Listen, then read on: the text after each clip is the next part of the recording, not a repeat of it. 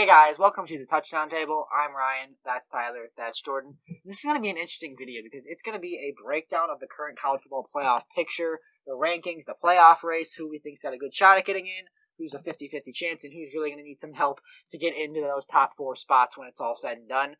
It's always interesting, especially as we get further and further down a year, to look at the rankings, to look at the different points of view. Because I feel like that's what makes the playoff race so much fun. It's not like it's the NFL where it's cut and dry. There's so many other factors that are, factored into these rankings. The AP poll, the committee will release their rankings. Their first one's on November 24th. So it's really going to be a great ride down the stretch. So we're going to talk about our rankings and what we think is going to happen down the stretch. So I guess we'll just start at number one. I think at this point, this is pretty much about the board, around the board. Everyone agrees on this one. Alabama is at one in both the AP poll, the coaches poll, and all three of our polls, and most people's polls that exist. Let's see. 69 out of the 59. Wait, how many AP poll voters are there? I don't know. I think there is. Well, I can figure this out. I think there's either 72 or there's 62 AP poll voters. 59 of them had Alabama at 1. 2 votes go to Notre Dame at 1, and 1 person at Ohio State at 1. So I mean, with 62 people, it's going to be very difficult to get a 100% consensus. But obviously, Alabama widely seen as the best team in the country right now. And it makes a lot of sense because Clemson was at 1 before, and you do have to remember that it was only a 2-point or a 2-vote margin between Alabama and Clemson. So it was very close. And then with Clemson losing to Notre Dame, who we'll talk about in just a second, it was pretty obvious that Alabama was going to have to move up, even though they did not even step foot on the field this week. Yeah, there are so many possibilities in general, but I think right now you look at Alabama and say this is, like you guys said, the consensus number 1.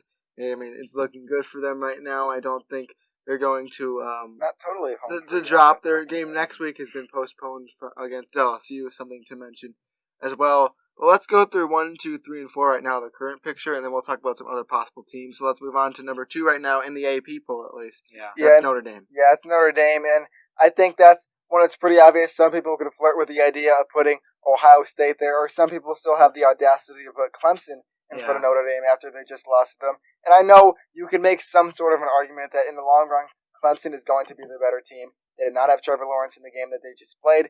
And that is a very fair argument, and I think that if you're making the point that Clemson is a better team in the long run, I agree with you. But these AP poll rankings, they go by week, they go by recency, and recently, I should say, Notre Dame just beat the number 1 ranked team in all of college football. So I think that deserves to put them in front of Clemson, at least for this week. I think things will change in the future, but for now, I think it should be pretty much a consensus thing that Notre Dame is at 2. Some people might put Ohio State in front of them, but they have not played enough games yet for a lot of people to evaluate. Brian, I know you have some thoughts on that. Yeah, I do. And there are a fair amount of AP poll voters who did put Ohio State ahead of Notre Dame, and I get it, but when I look at it right now, I mean, Notre Dame is 7-0, Ohio State is 3-0. Notre Dame has more than twice as many wins as Ohio State does, and they have that ranked win over Clemson. Even if Trevor's not there and they're not completely healthy, that win was a statement win for Notre Dame nonetheless, because, I mean, Clemson is still Clemson.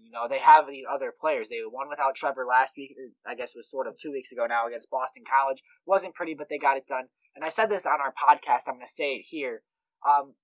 The drop off or the difference in talent between the starting quarterback in the NFL and the backup quarterback, that difference in the NFL is much, much wider than it is in college. Because DJ, I don't know how to say his last name, so I'm not going to try. But DJ played very well in that game. He gave him a chance to win. He got them to overtime. They were winning in overtime at one point. But, just key sacks by Notre Dame at the end got Notre Dame the win. And eventually got the 4th down stop, too. But, I mean, DJ, he's a 5-star recruit. And once Trevor Lawrence was going to go, this was going to be DJ's team. So it's not like this is a guy that they just picked off the street or that has nothing, nothing around him. This is a guy that is still a very good college football quarterback. And he's going to be the guy at Clemson once Trevor goes to the NFL. So, I mean, the win against Clemson still carries a lot of weight. Of course, not as much as it would if they had Trevor. But the committee knows that. So when they look at this and when they release their first rankings on Tuesday, November 24th, I'm sure we'll all be tuned into that. They'll take that into account. And, I mean, Notre Dame's in a position where if they win out the regular season, they could be undefeated going into the ACC championship. And even if they lost that game, I still think they'd have a good shot.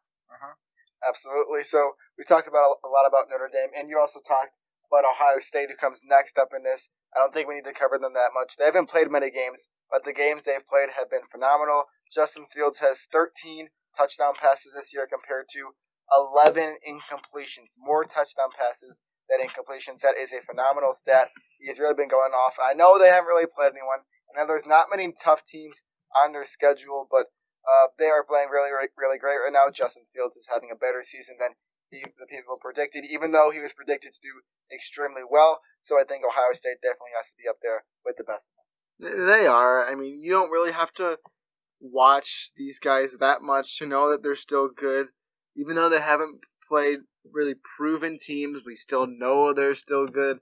Justin Fields is doing what he can against bad teams. It's not like he's absolutely going to put up 900 yards a game against teams. He's doing what he can do, given with the schedule. The eye test is good enough, and the past history of this Ohio State team is enough to put them right now in the playoff race for the college football, and that makes sense. Yeah, it does. It makes sense. But one more thing I do want to talk about with Ohio State, when you looked at their shortened schedule, because the Big Ten are just having 8 regular season games, all in conference.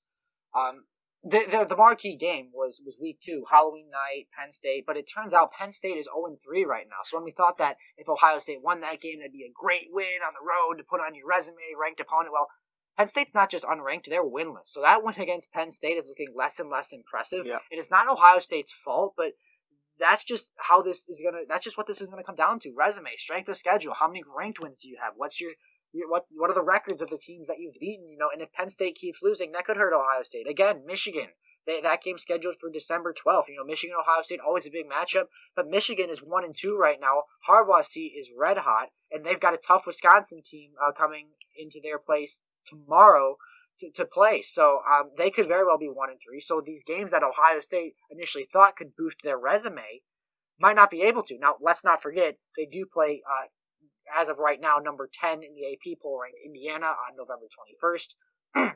So as of right now, that's looking like it's going to be their marquee game. That's going to be the one that they're going to have to show to the committee because, that win against Penn State, unless Penn State, goes off the second half of the year, even if they do, the best they could go is 5-3 under the 8-game schedule. Michigan, I think it's going south for them. So the resume is something to watch for Ohio State because there's been a lot of teams in the Big Ten that have been expected to do good that we had ranked at the start of the year that have really just flopped. Yeah, let's move on to the last one. We kind of talked about Clemson already. The last team that's currently in the playoff picture according to the AP Top 25 poll. Clemson without Trevor Lawrence coming off a loss. Not something to worry about too much, but not something we expected to see. Looking at 7-1 for Clemson, it does feel is weird. Still strange to look at. But it's number their 4, first loss in regular season in a pretty long time. Yeah, I think since 2017 regular season. Yeah. Trevor Lawrence still has not lost in the regular season. There you go. Lost to LSU last year. But yeah, we talked about Clemson already, Playoffs. so we really don't need to. We covered them a lot. They'll win out. They'll get to the ACC championship. They'll get their second shot at Notre Dame, and it'll be fun. Yeah, see, these 4 teams are teams where you go, this is probably going to end up being the final 4. But let's say one of these guys flops in the top 4 we just talked about. This is where it gets interesting. There's plenty of teams out there right now. Texas A&M, who's playing really well, they're at 5 right now. Cincinnati's undefeated. Florida, 1 loss. BYU even. I doubt they're going to be able to get in based on their games they play in the conference they're in. Miami, Indiana's looking good. Oregon has been good. They've had a history of being good. If they can go undefeated, they have a shot at it. There's so many teams right now.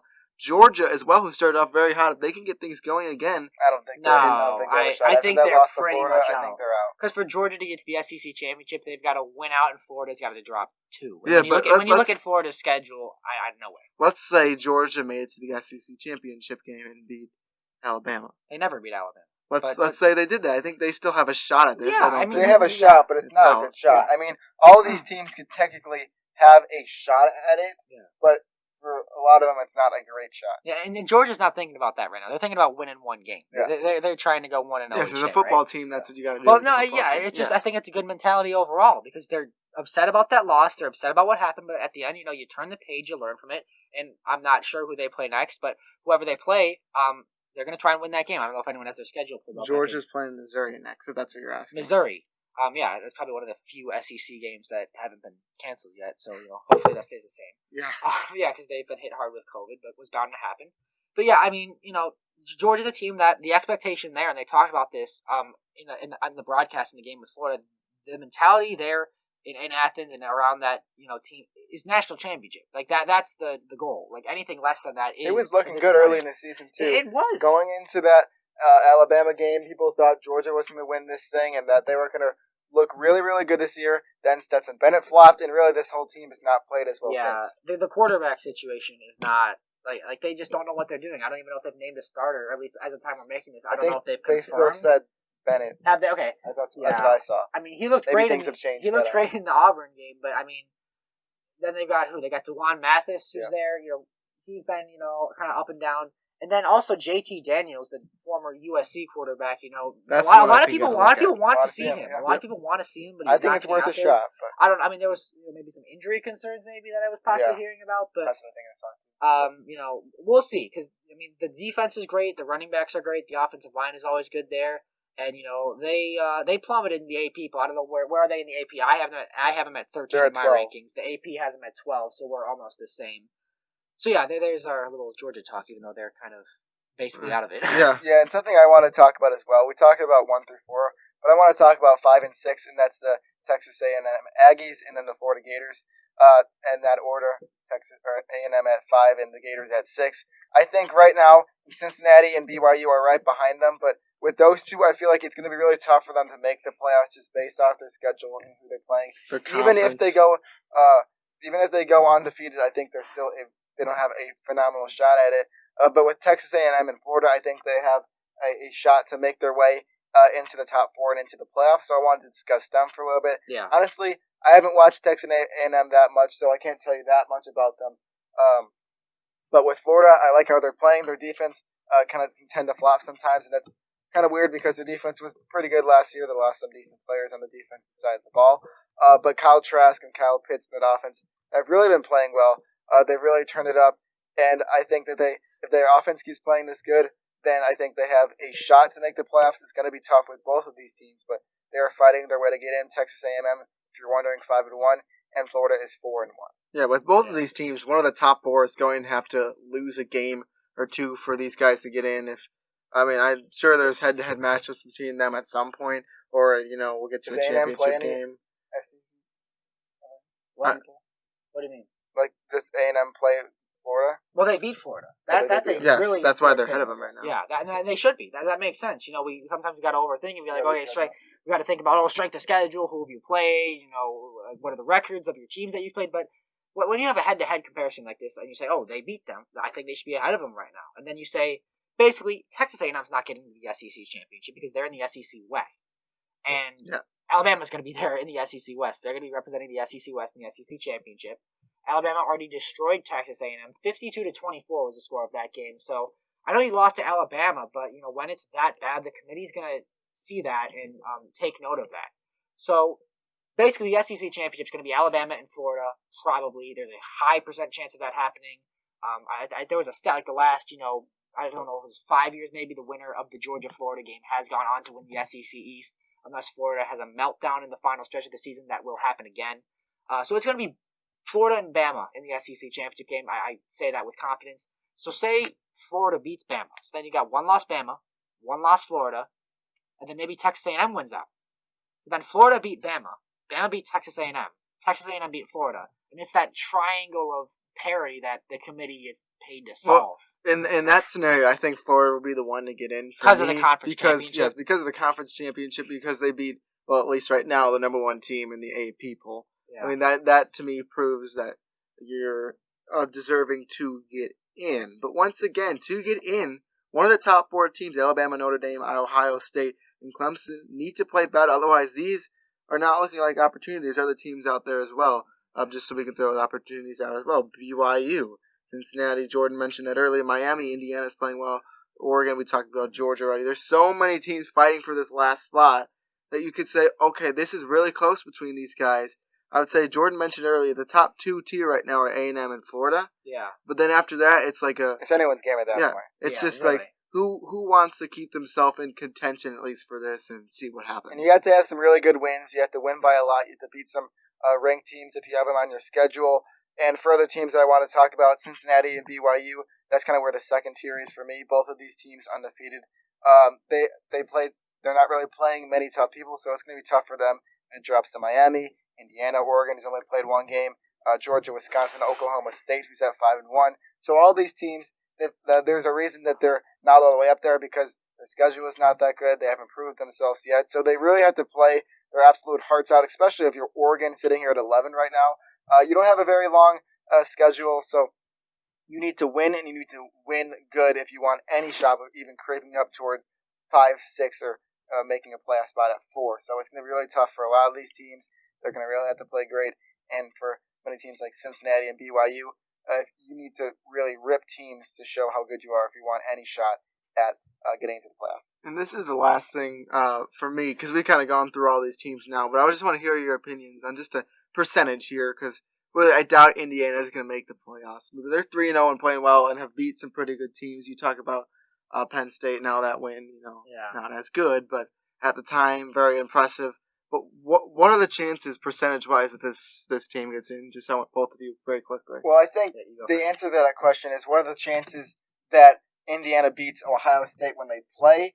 And I say that's not very good. I think if Indiana does not win that game, I don't care if they win all the rest of the games. I don't think they have a true shot unless somebody else in the top 4 really flops, which I don't think will happen. I think they need to beat Ohio State. And by the way, that could have big implications on Ohio State. I don't think that's going to happen. I think that's the really only true shot of getting their way into a playoff spot. I know they're a good team, but with this year and with these top 4 being really good right now, I think that's their only way to get in. I don't think it's very likely, and I don't think they will. What's the percentage? I'd say maybe,